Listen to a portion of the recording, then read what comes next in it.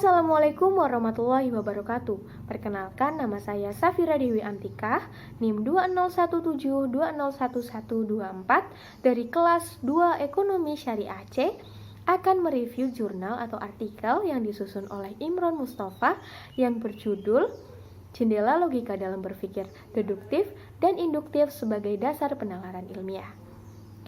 Untuk inti logika tersusun setidaknya ada 2 poin. Yang pertama, konsep atau istilah yaitu sebuah tangkapan akal manusia mengenai suatu objek baik bersifat material maupun non-material.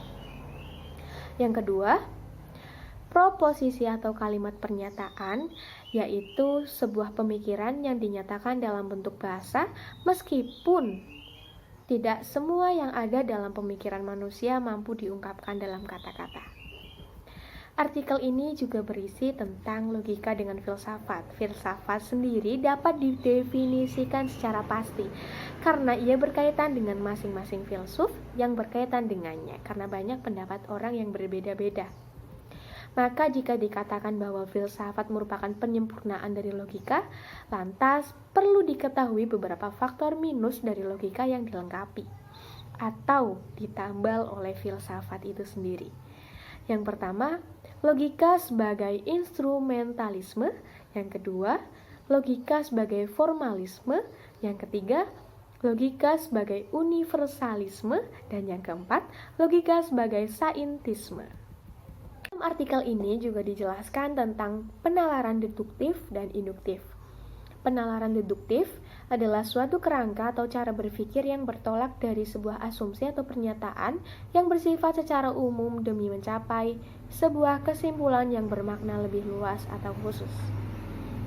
Untuk penalaran induktif adalah cara berpikir untuk menarik kesimpulan dari pengamat terhadap hal yang bersifat partikular ke dalam gejala-gejala yang bersifat umum atau universal. Poin pembahasan yang relevan dengan topik wacana kali ini adalah metode induksi dan deduksi. Yang secara singkat, jika metode induksi diartikan sebagai salah satu cara untuk menarik kesimpulan yang umum digunakan oleh para ilmuwan, maka metode deduksi adalah kebalikan dari metode induksi, karena ia menarik kesimpulan kepada yang lebih khusus dan terperinci. Adapun tujuan dari penggunaan kedua metode ilmiah ini tidak lain adalah agar ilmu berkembang dan tetap eksis, mampu menjawab sebagian tantangan yang dihadapi, serta mendapatkan sebuah kebenaran dan kesesuaian antara kajian ilmiah. Namun perlu diwaspadai bahwa posisi rasio yang begitu miring atau rendah dalam kaitannya dengan logika dapat mendominasikan pengesahan suatu ilmu pengetahuan, sehingga batasan-batasan wilayah rasio harus jelas dan terarah. Induksi dan deduksi sebagai penalaran atau metode ilmiah bukan tanpa kekurangan. Karena itu tugas kita adalah mencoba mengidentifikasi apa kelebihan dan apa kekurangan metode ilmiah tersebut.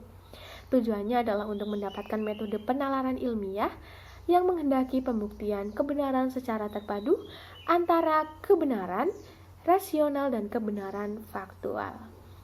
Menghubungkan penalaran deduktif dan induktif dengan menggunakan hipotesis sebagai jembatan penghubungnya. Sehingga dari sini kita diharapkan dapat melahirkan alur penalaran ilmiah yang baik. Mungkin itu saja yang dapat saya sampaikan. Kurang lebihnya saya mohon maaf yang sebesar-besarnya. Terima kasih. Wassalamualaikum warahmatullahi wabarakatuh. See you. Jangan lupa like, comment, and subscribe.